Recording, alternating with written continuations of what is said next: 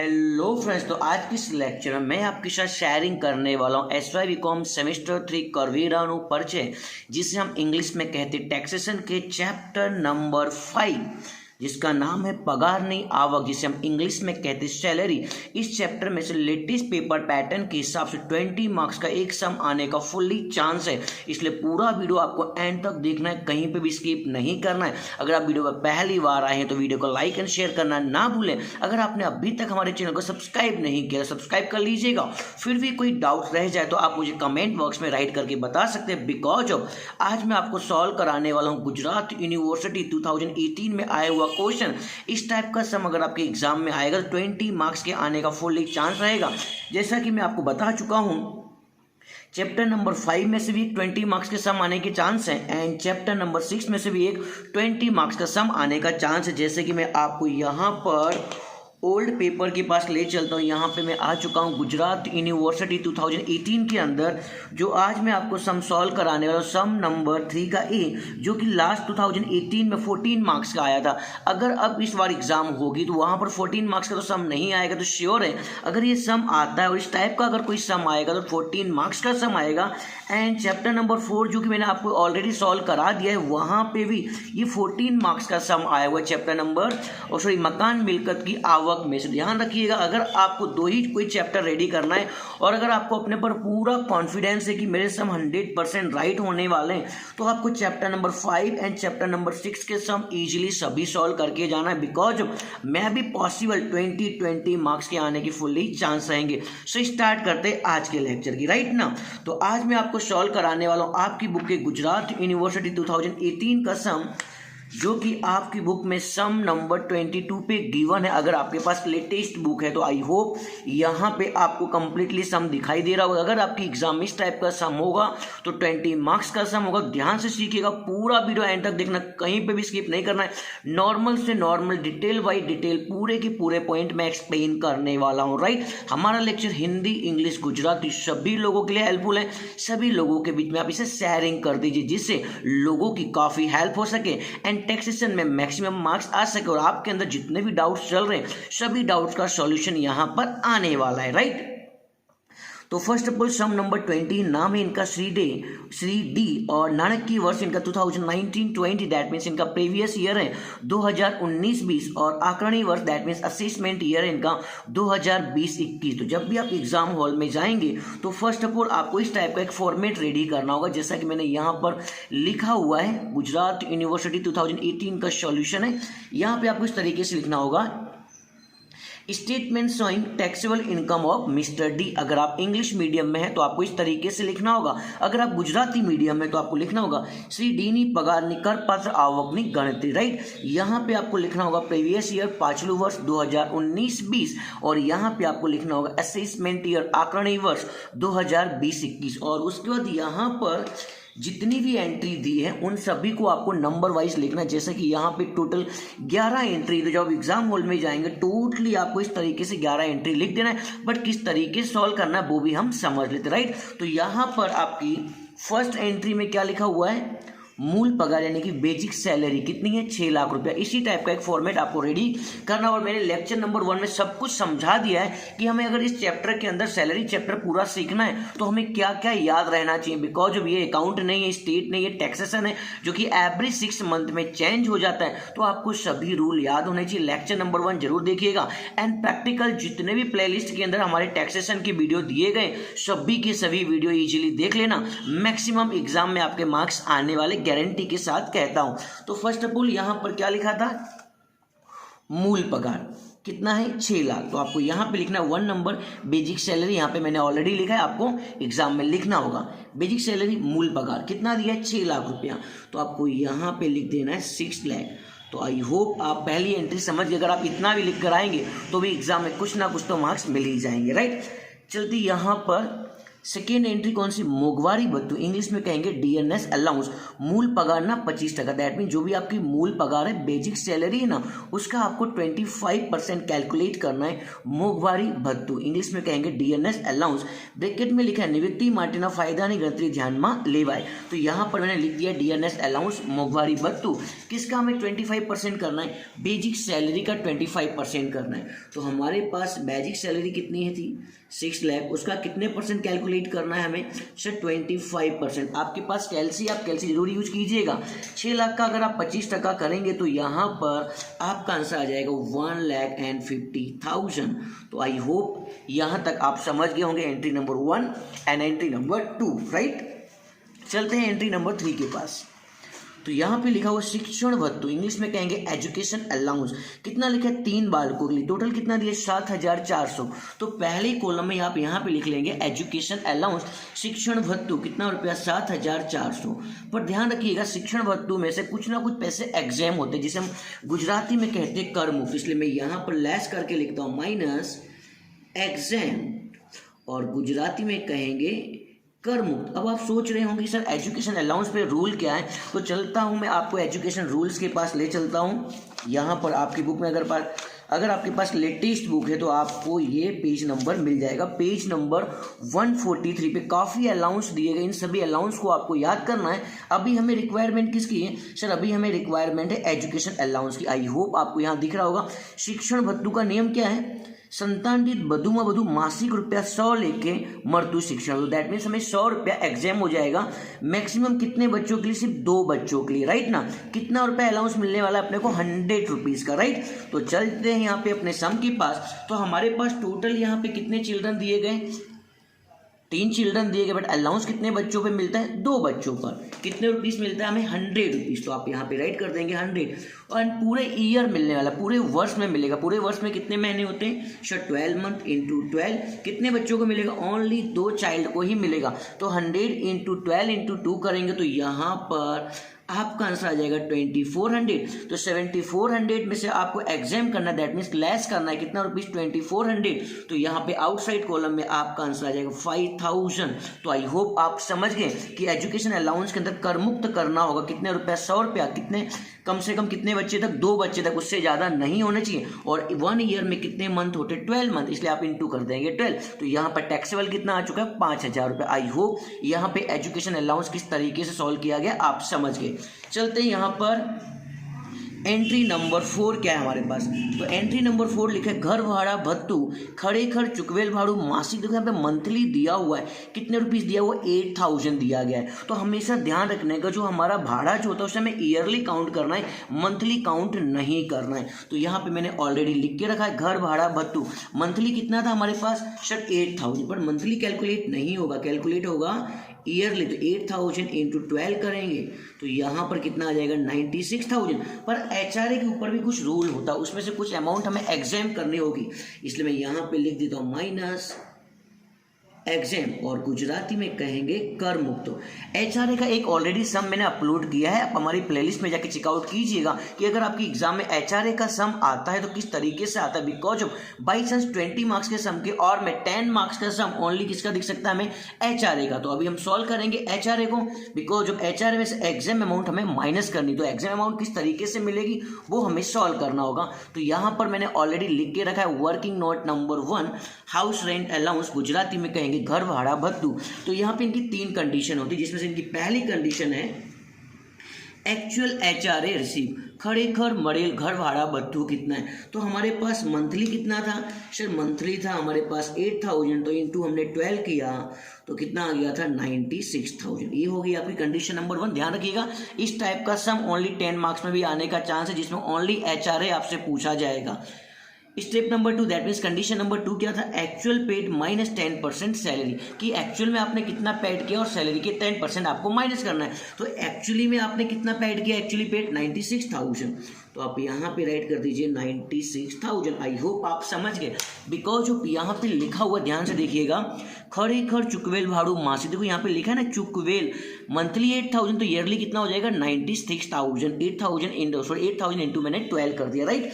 अब यहाँ पे लेस करना है माइनस पगार ना 10%, तो हमारे पास पगार कितनी, ये भी एक क्वेश्चन क्रिएट होता है। तो ध्यान रखिएगा, हमारे पास बेसिक सैलरी यानी कि मूल पगार कितनी है 6 लाख रुपया, और उसके अंदर आपको मोघवारी भत्तू ऐड कर देना है, डीएनएस अलाउंस को ऐड कर देना, बिकॉज पगार का फॉर्मूला क्या होता है B plus A plus B plus C, basic salary plus allowance plus bonus plus commission. तो अलाउंस को आपको ऐड करना है, तो पगार आपकी कितनी हो जाएगी 6 लाख प्लस 1,50,000, टोटल कितना हो जाएगा 7,50,000। बहुत ही ईजी लैंग्वेज में समझा रहा हूँ, ध्यान से सीखिएगा।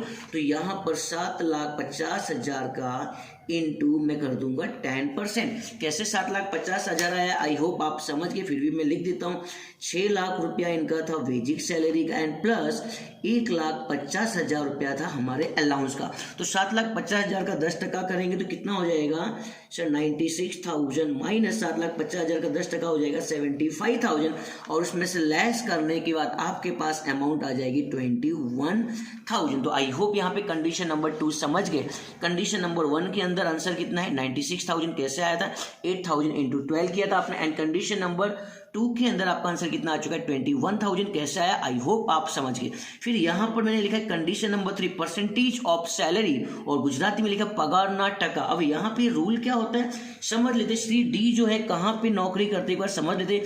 श्री डी एक कंपनी अहमदाबाद खाते मैनेजर ने नौकरी करी थी, दैट मीन्स यहाँ पे जो श्री डी जो है ये नौकरी कहाँ पे करते, अहमदाबाद में करते। तो अहमदाबाद मेट्रो सिटी नहीं है, अगर मेट्रो सिटी होगा तो हमें सैलरी का 50% करना पड़ेगा। कौन कौन सी मेट्रो सिटी होनी चाहिए, दिल्ली, मुंबई, चेन्नई और कलकत्ता, बट ये तो कहाँ पे जॉब करते हैं अहमदाबाद में, तो अहमदाबाद मेट्रो सिटी नहीं है, इसलिए सैलरी का हमें 40% करना होगा। आई होप आप समझ गए। तो हमारे पास सैलरी कितनी आ चुकी थी 6 लाख प्लस 1,50,000, कितना हो चुका था 7,50,000। तो आप यहाँ पे लिखेंगे 7,50,000 का कितने परसेंट हमें करना होगा 40% करना होगा, पगार का 40%।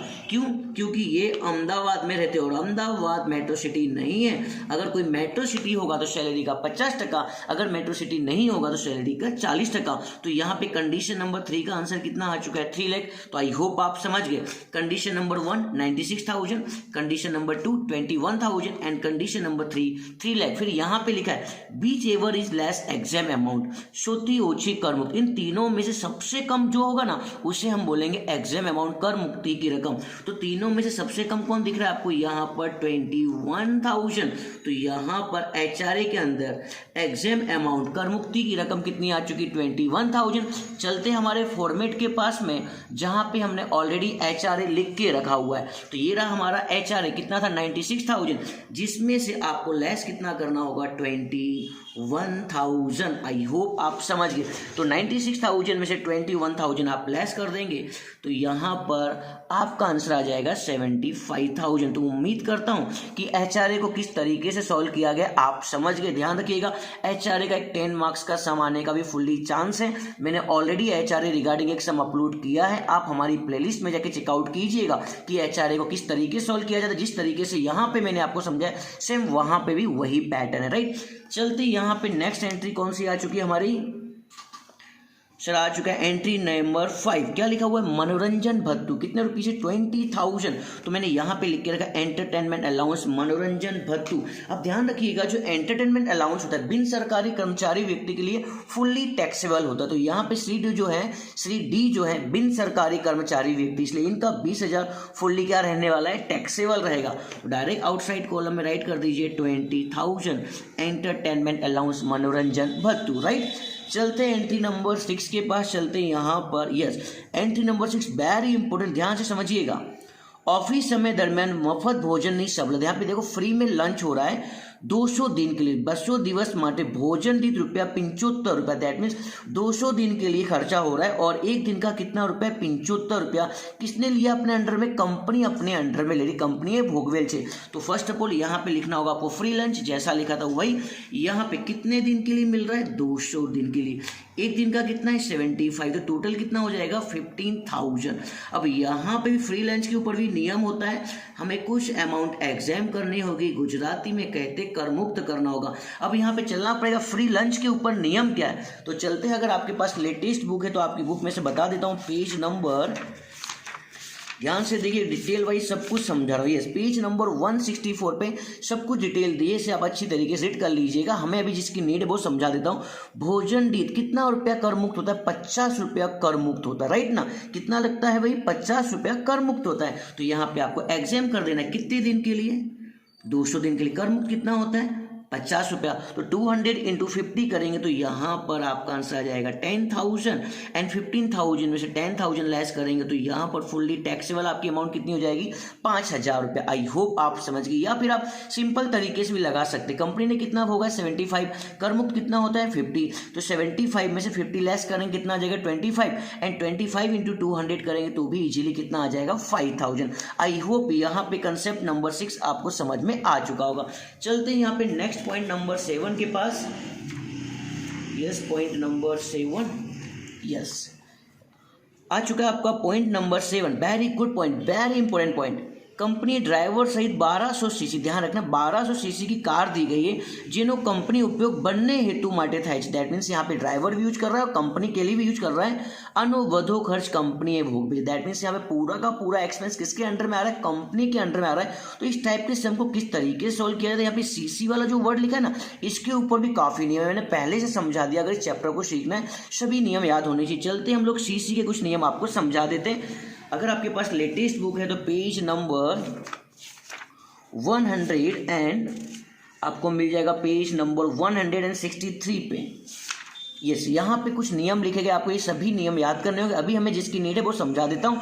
यहाँ पे लिखा है इंजन की क्यूबिक कैपेसिटी 1.6 लीटर से बधु ना हो। अपने पास तो 1.2 है ना, 1.6 लीटर से ज़्यादा नहीं होगा तो आपको 1800 ड्राइवर के कितने रुपए मिलेंगे, आपको 900 रुपया। तो इन दोनों को आपको ऐड कर देना, बिकॉज जब सब में बोला है कि दोनों के उद्देश्य के लिए उपयोग किया जा रहा है, बनने हेतु माटे। देखो यहाँ पे लिखा है ना, बनने हेतु माटे, दैट मीन्स दोनों लोग यूज कर रहे हैं। तो आपको यहाँ पर 1800 इनका ले लेना, मासिक ना हो, दैट मीन्स 1.6 लीटर से ज़्यादा ना, उसका 1800 रुपया, और 900 रुपया आपको किसका लेना होगा, ड्राइवर का लेना होगा। तो 1800 प्लस 900 करेंगे तो यहाँ पर आपका आंसर कितना आ जाएगा 2700। जैसा कि मैं आपको समझा चुका हूँ, हमें मंथली कैलकुलेट नहीं करना, हमें तो कैलकुलेट क्या करना होगा, ईयरली। इसलिए आपको करना होगा इंटू 12। तो 2700 गुणे 12 करेंगे तो यहाँ पर आपका आंसर आ जाएगा 32,400। तो आई होप आप समझ गए। मोटर कार के जितने भी रूल्स दिए गए आपको सभी को रीड करना होगा। यहाँ पे ऐसा क्यों किया गया है, बिकॉज ऑफ यहाँ पे दोनों के पर्पज के लिए यूज करना है। तो 1800 प्लस 900 रुपया ड्राइवर का, दोनों को ऐड करके मैंने कितना कर दिया 2700। 1.6 से ज़्यादा भी हो सकता है, कम भी हो सकता है, बट यहाँ पे क्या था 1.6 से क्या था, कम था, बिकॉज ऑफ 1200 है, राइट।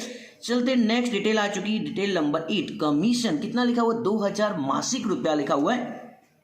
तो 8 नंबर पे आप लिख दीजिए कमीशन। अब कमीशन ध्यान रखिए क्या लिखा हुआ है, मंथली लिखा हुआ है, पर हमें मंथली कैलकुलेट नहीं करना, हमें तो क्या कैलकुलेट करना है, ईयरली कैलकुलेट करना है। तो कमीशन के सामने राइट कर दीजिए 2000 इंटू ईयरली 12 करेंगे तो कितना आंसर हो जाएगा आपका 24,000। यहाँ पे कुछ भी एग्जाम नहीं होता। तो आई होप आप यहाँ तक समझ चुके होंगे। चलते हैं एंट्री नंबर 9। यस, मान्य प्रोविडेंट फंड में कंपनी नो फाळो, ध्यान रखना कंपनी का योगदान है कितना रुपया, 1,04,000 रुपया। तो यहाँ पर मैंने लिखा इंग्लिश में कहेंगे से रिकॉग्नाइज प्रोविडेंट फंड। यहाँ पे कितना रुपया दिया था मान्य प्रोविडेंट फंड, सर 1,04,000। पर ध्यान रखना प्रोविडेंट फंड पे भी कुछ नियम होता है, उसमें से भी कुछ अमाउंट हमें क्या करनी होगी, एग्जाम करनी होगी। इसलिए मैं यहाँ पे लिख देता हूँ एग्जाम, और गुजराती में कहेंगे करमुक्त। अब देखते हैं प्रोविडेंट फंड की क्या रूल्स होते हैं। रूल्स के पास चलते पेज नंबर, अगर आपके पास लेटेस्ट बुक है तो पेज नंबर आपको मिलेगा 173 पे रूल लिखा होगा। देखो यहाँ पे लिखा है मालिके आपेल फाळो, दैट मीन्स यहाँ पे जो कंपनी ने दिया था उसी के रिगार्डिंग है। जो कर्मचारी मूल पगारना 12% बधु होय, जो कर्मचारी ना मूल पगारना 12% बधु हो, दैट मीन्स यहाँ पे प्रोविडेंट फंड की बात हो रही है। तो વધારાની रकम पगारनी आवक में उमेराय। देखिए ज़्यादा होगी रकम तो सैलरी में ऐड कर देंगे, बट कम होगा ना तो उसे हमें एग्जाम करना होगा। तो हमारे पास टोटल सैलरी कितनी थी, 7,50,000 थी ना, तो 7,50,000 50,000 इंटू कितना करेंगे हम 12%, कितना हो गया 90,000। अब 90,000 1,04,000 से कम है कि ज़्यादा है? सर कम है ना, इसलिए हमें 90,000 क्या करना होगा, कर मुक्त करना होगा। Because of recognised provident fund का रूल है 7 लाख, सॉरी जो भी आपकी सैलरी होगा उसका आपको 12% करना है। अगर 12% से ज़्यादा होता है तो सैलरी में ऐड करना है, और कम होगा तो कर मुक्त करना है। तो कम होने पर कितना आ गया 90,000, तो 1,04,000 में से 90,000 लेस करेंगे तो यहाँ पर आपका आंसर आ जाएगा 14,000। ये मिल चुका है आपको मान्य प्रोविडेंट फंड, और इंग्लिश में कहेंगे रिकॉग्नाइज्ड प्रोविडेंट फंड, राइट। चलते यहाँ पे एंट्री नंबर आ चुकी है आपकी, यस एंट्री नंबर 10 आ चुका है। मान्य प्रोविडेंट फंड में 14% लेके जमा थयल ब्याज, देखो यहाँ पे इंटरेस्ट जो है ना वो क्रेडिट हुआ है, कितने रुपये से 42,000, कितने परसेंट के हिसाब से 14% के हिसाब से। तो यहाँ पे मैंने ऑलरेडी लिख के रखा है interest credit recognised provident fund, जमा थयल ब्याज प्रोविडेंट फंड का कितना था यहाँ पर 42,000। पर इस पे भी रूल है, इसमें भी हमें क्या करना होगा, एग्जाम करना होगा। तो राइट कर दीजिए यहाँ पे माइनस एग्जाम, और गुजराती में कहेंगे कर मुक्त। चलते हैं यहाँ पे interest credit recognised provident fund के ऊपर क्या रूल्स है देख लेते हैं। पेज नंबर मिल जाएगा आपको, वहीं पे चलेंगे पेज नंबर 173 के पास। यस यहाँ पे लिखा ना प्रोविडेंट फंड નું ब्याज એકઠા થયેલ પ્રોવિડન્ટ ફંડમાં જમા થતી રકમ, देखो यहाँ पे जमा वर्ड यूज लिखा है ना, वहाँ पे इंटरेस्ट क्रेडिटेड वर्ड लिखा हुआ था। जमा थती ब्याजની रकम वार्षिक रुपया 9.5%, देखो यहाँ पे लिखा है 9.5%, 9.5% સુધી रकम कर मुक्त गणाय। दैट मीन्स यहाँ पे 9.5% तक की रकम क्या गिनेंगे हम, कर मुक्त गिनेंगे। पर તેથી વધુ रकम जमा થઈ हो ना तो વધારાની रकम, दैट मीन्स जो भी एडिशनल अमाउंट आएगी उसे आपको पगार यानी कि सैलरी में ऐड करना होगा। तो सॉल्व कर लेते हैं हम प्रोविडेंट फंड का जमा ब्याज। तो हमारे पास टोटल कितना दिया है 42,000, राइट ना। एंड कंडीशन क्या हमारी सर 9.5%। तो किस तरीके से सॉल्व करेंगे वो समझ लेते हैं। यहाँ पर मैं आपको सॉल्व करके बताने वाला। टोटल कितना था हमारे पास, जो कि आपकी बुक में दिया हुआ है 14%, जिसमें से कर मुक्त कितना होता है सर 9.5 जो होता है कर मुक्त होता है। तो 14% में से 9.5 लेस करेंगे तो यहाँ पर आपका आंसर कितना आ जाएगा 4.5 आ गया ना। तो किस तरीके से सॉल्व करेंगे समझ लेते हैं। यहाँ पर टोटल हमारे पास अमाउंट कितनी है 42,000, तो आप यहाँ पे राइट कीजिए 42,000 इंटू डिफरेंस इनका कितना आ चुका है सर 4.5 आ चुका है। तो आप यहाँ पे राइट कर दीजिए 4.5 अपॉन में टोटल आपके पास कितने गिवन थे आपकी बुक के अंदर रेट 14%, आप डिवाइड कर दीजिए टोटल से 14%। देख लेते हैं interest credited to provident fund मान्य प्रोविडेंट फंड में जमा थती रकम किस तरीके से सॉल्व करेंगे। टोटल कितना दिया हमारे पास 42,000, तो आप राइट कर दीजिए 42,000 इंटू क्या करना आपको डिफरेंस कितना था 4.5, तो इंटू 4.5 डिवाइड कर देना जो आपकी बुक में दिया हुआ है कितने परसेंट दिया हुआ था 14%, तो डिवाइड में करेंगे आप 14। तो यहाँ पर आपके पास टोटल टैक्सेबल अमाउंट कितनी आ चुकी है 13,500। तो आप यहाँ पर आउटसाइड कॉलम में लिख देंगे 13,500। आई होप अभी आपको कंप्लीटली दिखाई दे रहा होगा। तो इन दोनों के बीच का मेन डिफरेंस कितना हो जाएगा सर, मेन डिफरेंस हो जाएगा 28,500, उसी को हम बोलेंगे एग्जाम यानी कि कर मुक्त की रकम। तो आई होप यहाँ पर पॉइंट नंबर 10 को किस तरीके से सॉल्व किया गया आपको समझ में आ चुका होगा। चलते हैं नेक्स्ट कौन सा हमारे पास पॉइंट है। यस सर, अब हमारे पास नेक्स्ट दिया हुआ है चुकवेल व्यवसाय, दैट मीन्स यहाँ पर प्रोफेशनल टैक्स दिया। प्रोफेशनल टैक्स को अभी आपको कुछ भी नहीं करना है, अभी कोई एंट्री बची नहीं बची। अब हमें क्या करना होगा, अब हमको इन सभी का करना होगा total 6 lakh plus 1,50,000 plus 5,000 plus 75,000 plus 20,000 plus 5,000 plus 32,400 plus 24,000 plus 14,000 and last में आपको प्लस 13,500 को प्लस करेंगे तो यहाँ पर आपका आंसर आ जाएगा 9,38,900। इसे हम कहेंगे ग्रोस सैलरी और गुजराती में कहेंगे ग्रोस पगार, जिसमें से आपको लेस करना होगा। ऑलवेज ध्यान रखना, पहले लेस करना होगा स्टैंडर्ड डिडक्शन यानी कि स्टैंडर्ड कपात। इसका रूल है, ध्यान रखिएगा। इस साल के लिए हमेशा आपको 50,000 ही लेस करना है। लास्ट ईयर की अगर आप बुक देखेंगे तो वहां पर 40,000 लिखा है, बट इस साल से आपको कितना लेस करना है 50,000। देख लेते कहाँ पे ये रूल मिलेगा अपने को। अगर आपके पास लेटेस्ट बुक है तो पेज नंबर 171 पे सभी रूल्स लिखे से आप ध्यान से पढ़ लीजिएगा। देखो यहाँ पर इनकी लिमिट कितनी है 50,000 रुपए की, राइट ना। तो यहाँ पर स्टैंडर्ड डिडक्शन आपको कितना लेस करना है 50,000, फिर आपको लेस करना है प्रोफेशनल टैक्स यानी कि व्यवसाय बेरो। तो अभी यहाँ लास्ट में जो पॉइंट था हमारे पास व्यवसाय बेरो, कितना था, मंथली था 200, बट मंथली तो कैलकुलेट करते नहीं, हम तो क्या कैलकुलेट करते हैं, ईयरली। तो 200 इंटू 12 करेंगे तो यहाँ पर आपका आंसर आ जाएगा 2400। यहाँ पे लिख देता हूँ 200 इंटू 12 किया गया, राइट। अब 9,38,900 में से आपको 50,000 एंड 2400 लेस करना। जब 2400 लेस करेंगे तो आपके पास आंसर आ जाएगा 8,86,500। तो यहाँ पर कंप्लीट हो चुका है टैक्सेबल सैलरी। लास्ट में जो आएगा आंसर उसे कहेंगे टैक्सेबल सैलरी, गुजराती में कहेंगे कर पात्र पगार। तो उम्मीद करता हूँ कि सम को मैंने किस तरीके से कंप्लीट किया आपको पूरा समझ में आ चुका होगा। अगर इस टाइप का कोई सम एग्जाम में आएगा तो 20 मार्क्स का सम आएगा। तो जब भी आप टैक्सेशन की प्रैक्टिस करते तो इस टाइप के सम को आपको लगाकर जरूर जाना है। सो मिलते हैं नेक्स्ट लेक्चर में नेक्स्ट वीडियो के साथ, तब तक के लिए सभी को थैंक यू वेरी मच।